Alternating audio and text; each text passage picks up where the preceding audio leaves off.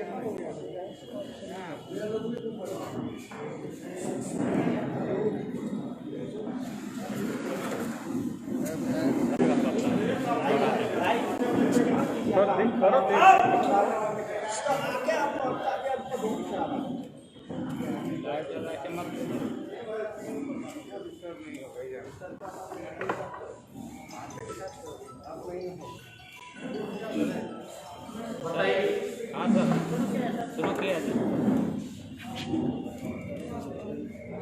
पीछे मत आइए कोई।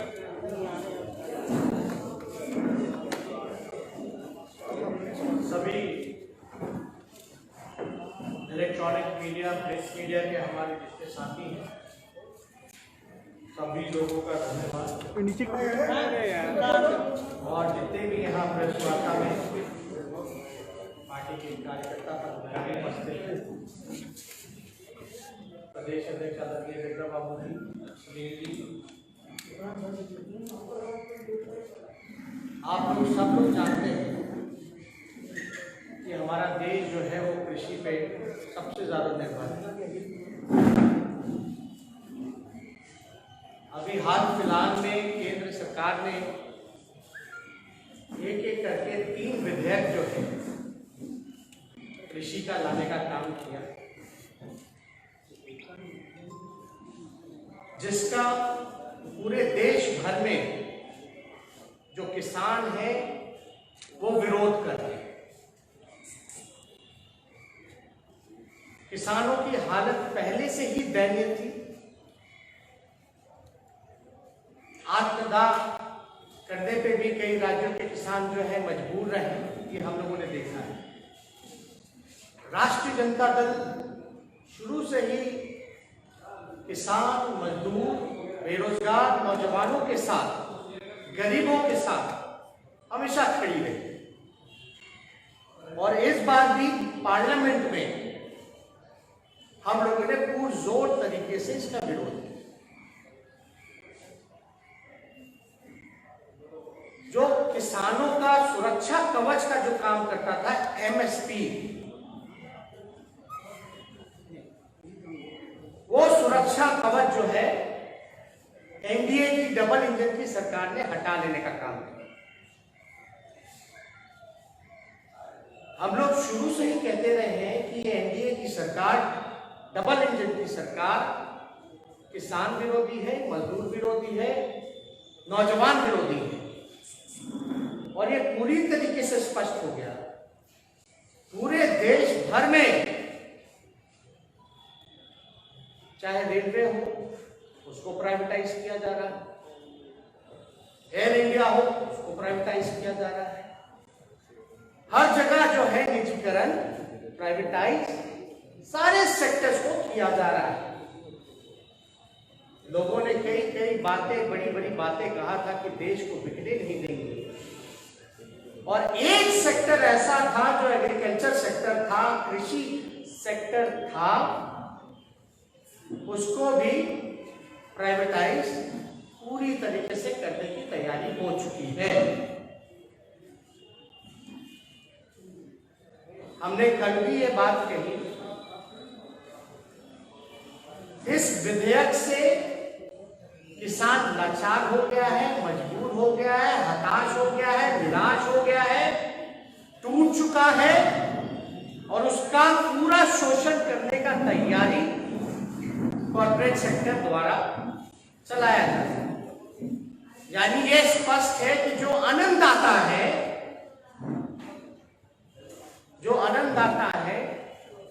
उसको ये सरकार अपने फंड दाताओं से कठपुतली बनाने का काम कर रही है। यानी जो हमारे अन्नदाता है, ये सरकार अपने फंड दाताओं को कह करके इसका पूरी तरीके से तैयारी करके उसको किसानों को कठपुतली बनाने का काम किया जा रहा है। हम स्पष्ट कर दें एक बात, इस विधेयक को लेकर के भारी विरोध हुआ। पंजाब हरियाणा में तो भारी आंदोलन चल रहा है और धीरे धीरे ये आंदोलन जो है तेजी पकड़ रहा है। और बिहार में, क्योंकि बिहार जो है कृषि प्रधान राज्य रहा है, लगभग 70% से भी ज्यादा बिहार जो है किसानों पर निर्भर रहते हैं। आज कहीं ना कहीं से उन्होंने भी मान लिया कि ये जो डबल इंजन की सरकार है ये उनके हितैषी एकदम नहीं, बल्कि पूरी तरीके से ये सरकार पूंजीपतियों की सरकार है, गरीबों की सरकार नहीं। इस विधेयक से किसान और गरीब होगा। 2022 की बात की जाती थी, जिसमें 2022 में लोगों ने सपने दिखाए कि आय को किसानों का दुगना किया जाएगा। अब हम कुछ कारण हम आपको बता दें कि आय दुगना क्यों नहीं हो सकता। इससे किसान और गरीब होगा और जो खाद्य जो नियंत्रण जो होता था, अब वो सरकार के हाथ में इस विधेयक के बाद नहीं रह जाएगा। यानी जितना खाद्य नियंत्रण है वो कॉर्पोरेट सेक्टर के हाथों में चला गया है। मंडी को खत्म करने का प्रयास किया जा रहा है। गौर कीजिएगा, बिहार गरीब प्रदेश है, लोग पलायन करते हैं, बिहारी मजदूर हैं। 2006 में बिहार में एपीएमसी को रद्द किया गया। इसी एनडीए की सरकार ने, नीतीश कुमार जी ने एपीएमसी को रद्द किया। हम बिहार के माननीय मुख्यमंत्री नीतीश कुमार जी से पूछना चाहते हैं कि एपीएमसी को रद्द करने का क्या नुकसान हुआ है या क्या फायदा हुआ है, ये आप बताइए। एपीएमसी मतलब जो है, आप ये कह सकते हैं, जो कृषि उपज विपणन समितियां जो थी, उसको एग्रीकल्चर प्रोडक्शन का जो कमेटी था, उसको रद्द 2006 में किया और पूरी तरीके से बिहार में जो है बिचौलियों के हाथ में ये सारे चीजें जो है वापस आ गई। इस पूरे विधेयक में जो है एमएसपी का जिक्र ही नहीं है। अच्छी बात है कि आपने बात की वन नेशन वन मार्केट की बात की, वन नेशन वन मार्केट की बात की, लेकिन आपने वन एमएसपी की बात नहीं की, जो कि किसान का सुरक्षा कवच है। आखिर क्यों नहीं वन एमएसपी की बात की गई? और देखिए, एपीएमसी जो 2006 में जो रद्द किया गया, धीरे धीरे जो उसका फलस्वरूप जो एक्सपीरियंस जो रहा बिहार का, वो माननीय मुख्यमंत्री जी को बताना चाहिए। और इसका जहां तक जो फलस्वरूप है कि बिहार जो है गरीब होता गया, पलायन होता गया। और इस वर्ष की बात करें, अगर आंकड़ा में बात करें, इस वर्ष नीतीश सरकार के कुल गेहूं खरीद का के जो लक्ष्य 1% से भी कम एमएसपी के मूल्य पर खरीद हुई, जो कि 0.71 है। यानी 1% से भी कम एमएसपी के मूल्य से नीचे खरीद इसकी हुई है। यानी साफ तौर पे दिखाया जा रहा है कि हमको कितना भारी इसका नुकसान हुआ। हमारे जो उदाहरण के रूप में अगर किया जाए, प्रदेश में, क्योंकि प्रदेश में एमएसपी ही नहीं है, तो इसका एक उदाहरण अगर हम दें तो आज बिहार प्रदेश में किसान मकई का जो एमएसपी है 1850 होने के बावजूद उसे बिचौलियों को उनको 1100 में बेचना पड़ता है। यानी 1100 से भी नीचे लोग जो है बेचने का काम करते हैं। यानी 1850 का अगर लेकर के चलिए जो एमएसपी है, यानी उससे नीचे अगर बेच रहे हैं 1100 में, तो लगभग 750 रुपए का नुकसान उन किसानों को होता है। यानी और भी ज्यादा नुकसान हो रहा है। आप देखिएगा, ये अध्यादेश कहता है कि बड़े कारोबारी जो है सीधे किसानों की उपज खरीद कर सकेंगे, लेकिन ये नहीं बताया गया कि जिन किसानों के पास मोल भाव करने की क्षमता नहीं है वो इसका लाभ कैसे उठा पाएंगे।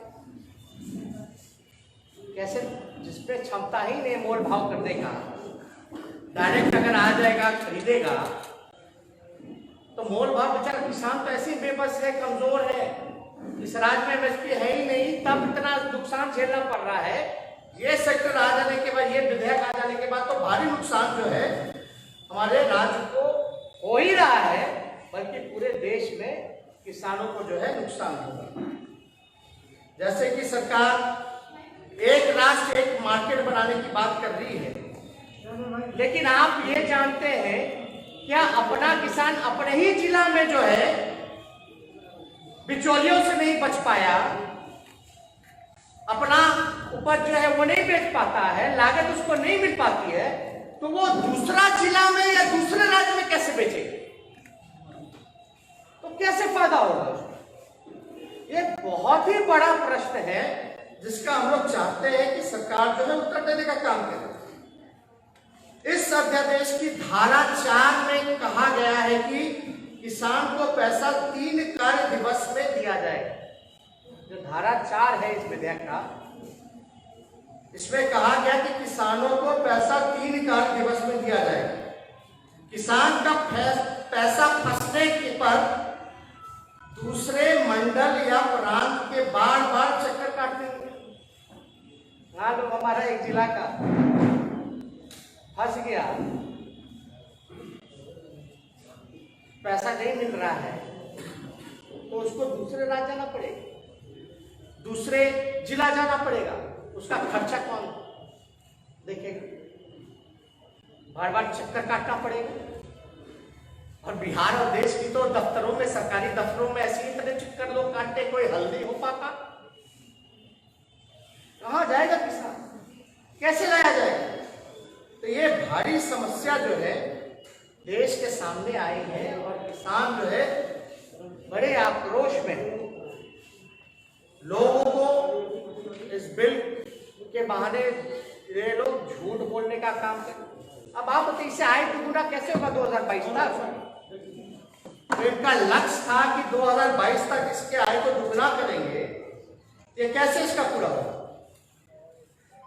विवाद सुलझाने के लिए देखिए जो इस विधेयक में है क्या है, विवाद सुलझाने के लिए 30 दिन के अंदर समझौता मंडल में जाना होगा। वह ना सुलझ सका तो धारा 13 के अनुसार एसडीएम के यहाँ जाना होगा, मुकदमा करना होगा। एसडीएम के आदेश की अपील जिला अधिकारी से के यहाँ होगी। जितने पर किसानों का भुगतान करने का आदेश दिया जाएगा, देश के 85% किसान के पास 2-3 एकड़ है, विवाद होने पर उनकी पूरी पूंजी वकील कर दे और ऑफिस के चक्कर काटने में ही लग जाएगा।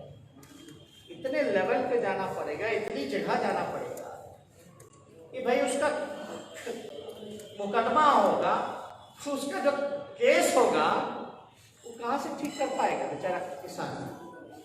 हमारे देश में 85% लघु किसान है। अब बिहार में छोटी और मझली जोत के किसान ज्यादा से ज्यादा है, यानी बहुत ही छोटे जमीन में, मतलब वो बेचने की दूर की बात खुद ही नहीं है, तो अपने परिवार में ही वो खपत कर पाते, अपना ही पेट पालते हैं उस चीजों से। तो ज्यादा से ज्यादा आप देखिएगा लघु किसान है, मझली जोत किसान है। किसान के पास लंबे समय तक भंडारण की व्यवस्था नहीं होती है, यानी यह अध्यादेश बड़ी कंपनियों द्वारा कृषि उत्पादकों जो काला बाजारी के लिए लाया गया है।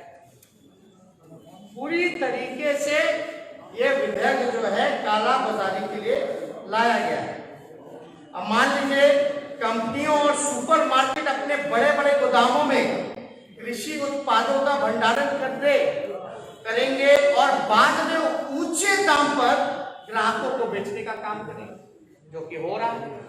अब जो है इसमें सरकार का भी कोई नियंत्रण नहीं रह जाएगा। पूरी तरीके से जो है ये जमाखोरों की चांदी हो जाएगी, जितने बिचौलिया हैं उनकी चांदी हो जाएगी। जो कंपनी या व्यक्ति ठेके पर कृषि उत्पाद लेगा उसे प्राकृतिक आपदा यानी कृषि में हुआ नुकसान से कोई लेना देना नहीं होगा। यानी प्राकृतिक जो ओला होता है, ओला से बिहार में जो है कितना नुकसान हुआ, बाढ़ हुआ, उससे जो है क्षति हो जाता है, तो इन कंपनी का उसके क्षति से कोई लेना देना नहीं है। उसका क्षति का जो भार है वो किसानों के ऊपर होगा। ये बहुत बड़ा प्रश्न है। तो कोई प्राइवेट कंपनी को कोई लेना देना नहीं है इसके उत्पादन से। वो जो भी है भाग, मतलब एक किसान जो अपने मेहनत का, खून पसीने का, जो हम लोगों को आनंद देने का काम करता है, अन्नदाता है, समझिए कि उसको कितनी परेशानी, जो देश का पेट पाल रहा है, जो मोदी जी का पेट पाल रहा है, जो नीतीश जी का पेट पाल रहा है, उस पर इतना बड़ा अपराध किया जा रहा है। इसके लिए हम लोग चुप बैठने वाले नहीं। अब सारी चीजें हैं, ये तानाशाही सरकार पूरी तरीके से, चाहे गरीब, मजदूर, किसान, नौजवान, छात्र, बेरोजगार, हर एक तरीके से जो है शोषण करने का काम कर रहा है। और यही वजह है ना, जितने पुराने सहयोगी जो इनके अकाली दल थे, उनकी जो मंत्री जो रही हरसिमरत कौर, उनको रिजाइन करना पड़ा। आखिर क्यों उनको रिजाइन करना पड़ा? जितने पुराने उनकी जो सहयोगी रहे हैं। मैं यही सरकार से मांग करता हूं कि इस विधेयक को, जो किसान विरोधी है,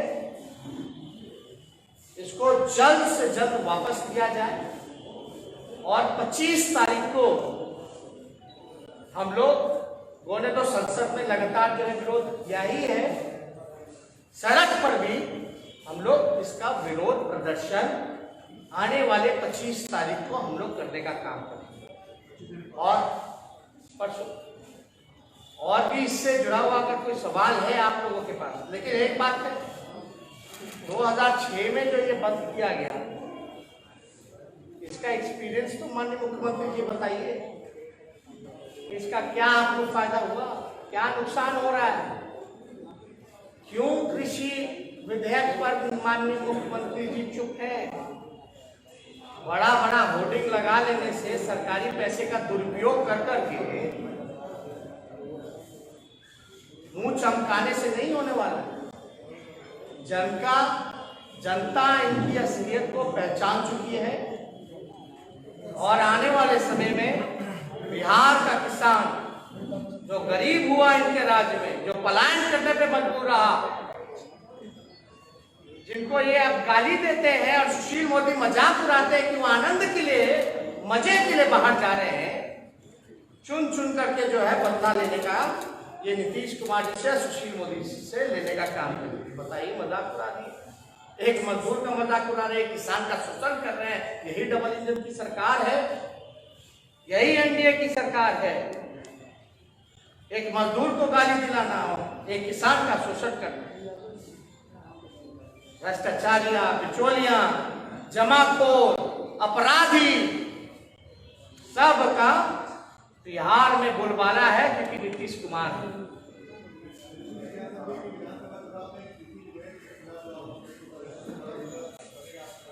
देखिए, मुद्दा पार्टी के लिए बनेगा क्या? हमारा तो संघर्ष ही गरीबों के लिए, और जब भी गरीब, किसान, मजदूर, नौजवान, बेरोजगारी, महंगाई, इसके लिए तो हम लोग हमेशा से हम लोगों ने लड़ाई लड़ा। ये मुद्दा बनाने की बात नहीं। आप जो है शोषण कराते हुए शोषण करते रहिएगा और हम लोग बैठ करके देखने वाले नहीं ना है। हम लोग लड़ाई लड़ेंगे, जनता के परेशानियों को सरकार के सामने लाएंगे। सरकार तानाशाह रवैया अपनाएगी तो उसके लिए हम लोग लड़ाई लड़ेंगे, आंदोलन करेंगे, उनके साथ खड़े रहेंगे, उनके मनोबल को ऊंचा करेंगे। लेकिन जो लोग सत्ता में हैं, जो तानाशाह रवैया अपना रहे हैं, ये लोग किसके बल पे हैं? बिहार को ठगा ना गया, देश को ठगा ना गया कि 2 करोड़ रोजगार देंगे, देश को ठगा ना गया कि किसानों का आय दुगना 2022 तक करेंगे, बिहार में कारखाने लगवाएंगे, चीनी मिल खोलेंगे, उसका चाय पिएंगे, पलायन रोकेंगे, गरीबी मिटाएंगे, स्वास्थ्य शिक्षा बेहतर करेंगे। क्या हो रहा है? जमाखोर और घूसखोर लोगों का बोलबाला। आप ही का घटक कर रहा है उसका सर, इसका समर्थन, बिल का समर्थन किया सर। आप ही का घटक देखिए एक हम सुन लिए,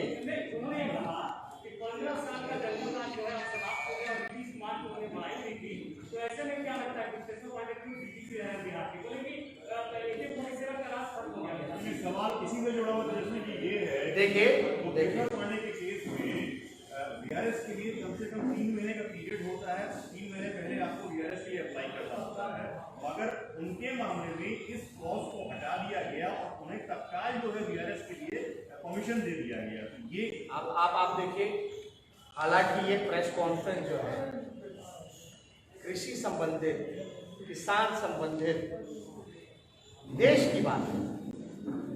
जय जवान जय किसान का नारा हम लोग लगाते हैं। क्या हो रहा है देश में, इस पे बात होनी चाहिए। ये मुद्दा हो, एक व्यक्ति विशेष कौन आता है, कौन जाता है, कहाँ क्या करता है, नहीं करता है, हमारे लिए टिप्पा टिप्पणी करना ऐसे लोगों के लिए समय बर्बाद करना है। सर आप ही के घटक बात समझिए, हम कौन आएंगे, कहाँ जाएंगे, क्या करेंगे, सब लोग तो जानता है। कोई 1 बार ले, 2 बार ले, वीआरएस 3 बार ले, हमको क्या लेना? इस पे कहाँ सीबीआई चार्जशीट किया हुआ है, क्या लेना है कि नहीं? हम तो बात बिहार की करेंगे, देश की करेंगे, किसान की करेंगे, मजदूर की करेंगे, बेरोजगारों की करेंगे, नौकरी दिलाने की करेंगे। ये कहेंगे किसी के प्रोपेगेंडा में हम लोग फंसेंगे नहीं ना। लोगों का कोशिश है ना कि असल मुद्दों से ध्यान भटकाओ। इस मुहिम में बहुत लोग जो है शामिल है। असल मुद्दों से ध्यान भटकाने में बहुत लोग जो है शामिल हैं। लेकिन एक बात सुन ले, वो लोग जो लोग असल मुद्दों से ध्यान हमारा भटकाना चाहते हैं, उनको घसीट करके मुद्दे पे ही लाएंगे, छोड़ेंगे नहीं। मुद्दों पे बात होगी। जिस तरह से आपने कहा 25 तारीख को सड़कों पे आएंगे, क्या लगता है पूरे बिहार भर के आपके आरजेडी कार्यकर्ता सड़कों पे आएंगे? देखिए, बिहार भर की बात नहीं है तो देश भर में आंदोलन चलेगा। ये मेरा खुद का आंदोलन तो नहीं। बात को समझिए, किसान रोड पे और सरकार में बैठे हुए लोग एसी के रूम में। इसलिए हम लोग की पार्टी शुरू से ही किसानों के साथ खड़ी रही। जब वो संघर्ष कर रहा है तो हम लोग उस संघर्ष के उनके साथ भागीदार बनेंगे और उस आंदोलन को और मजबूत करेंगे। सत्ता पक्ष के तरफ से पोस्टर लगाए गए थे जिसमें आपके सभी परिवार को दिखाया गया और बिहार में भारी एहसास की बात है। इस सब से कोई मतलब इस सब में कोई टिप्पा टिप्पणी हमको नहीं करना। साथ रहेंगे आप एक बात समझिए ना, इसमें हम तो कुछ बोलना नहीं चाहते। इस बिल को लेकर के लोग बिहार बिहार बिहार बिहार बिहार बिहार चिल्ला रहे, जो गैर बिहारी है, जितने गैर बिहारी हैं कान खोल करके सुन लें, जितने गैर बिहारी हैं वो बिहार बिहार बिहार बिहार बिहार सोते जागते उठते बैठते नहाते खाते और पीते, चुनाव का समय है तो बिहार बिहार बिहार करेंगे। लेकिन पटना यूनिवर्सिटी का दर्जा केंद्र का दर्जा नहीं दिला पाए, बिहार को विशेष राज्य का पैकेज नहीं दे पाए, बिहार में कारखाने उद्योग नहीं लगा पाए, रोजगार नहीं दे पाए, गरीबी नहीं मिटा पाए, पलायन नहीं हटा पाए, रोक पाए। अब तो बिहार का चुनाव खत्म होगा, जितने गैर बिहारी हैं सब अपने अपने काम में लग जाएंगे, भागे। बाढ़ में अब तक केंद्र कमेटी नहीं आई, जांच कर दे कि कितना नुकसान हुआ। लगभग 80 से 85 लाख आबादी प्रभावित रही। मजदूर जो पैदल 1500 किलोमीटर चल के आए, 2000 किलोमीटर चले, कई लोग चलते चलते मर गए, एक्सीडेंट हो गया, भूखे रहे, भूखे मर गए। तब बिहार याद नहीं आया, बिहारी याद नहीं आया। अब अपना पॉलिटिकल एजेंडा सेट कर रहे, बिहार बिहार बिहार बिहार कर।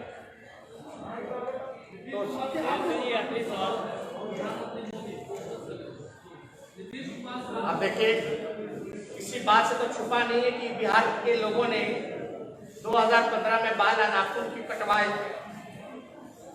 किसी से ये छुपा है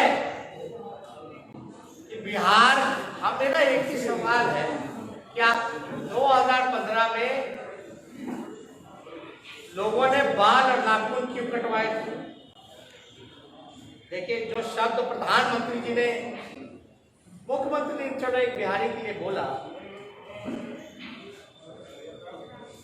वो सही नहीं था, किसी पे भी सवाल नहीं खड़ा थे।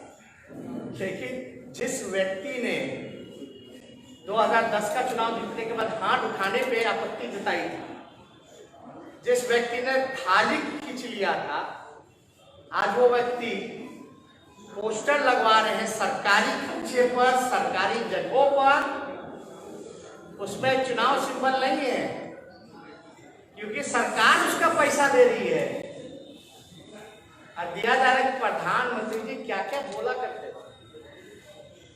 ये सरकारी पैसे का दुरुपयोग हो रहा है। ये भी बता देना चाहिए उन पोस्टरों में कि डीएनए पे सवाल प्रधानमंत्री जी ने उठाया था, जांच रिपोर्ट का क्या हुआ?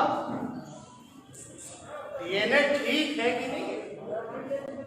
तो हम तो यही कह रहे हैं कि भाई सरकारी खर्चा पे वो विज्ञापन दे रहे हैं। अब ये स्थिति उस व्यक्ति की आ गई, हताश निराश, हार चुके हैं। अब उनको मोदी जी का सहारा लेना पड़ रहा है। वही मोदी जी का सहारा लेना पड़ रहा है जिसको ये बाहरी कहते थे कि अब बाहरी लोग आकर के संभालेगा बिहार। अब मोदी जी का सहारा, तो आप समझ सकते हैं नीतीश जी की स्थिति जो है बड़ी नाजुक है। जिसका थाली खींचा, जिसका डीएनए का गाली सुना, जिसके हाथ उठाने पे आपत्ति रहा, आज उसी का सहारा, वो भी सरकारी खर्चे और पैसे पर ये करवा रहे हैं। पता चल जाएगा। अब जाइए ना, देख पूछिए किसका है, प्राइवेट का है, जितने भी होर्डिंग पोस्टर हैं सरकारी खर्चे पे। तो हमको तो इस तरह का कैंपेन जब अनऑफिशियली जब चलाते हैं नीतीश जी सरकारी खर्चे पे, तो मेरा मनोबल और ऊंचा हो जाता है और ये विश्वास हो जाता है कि नीतीश कुमार हार मान चुके हैं।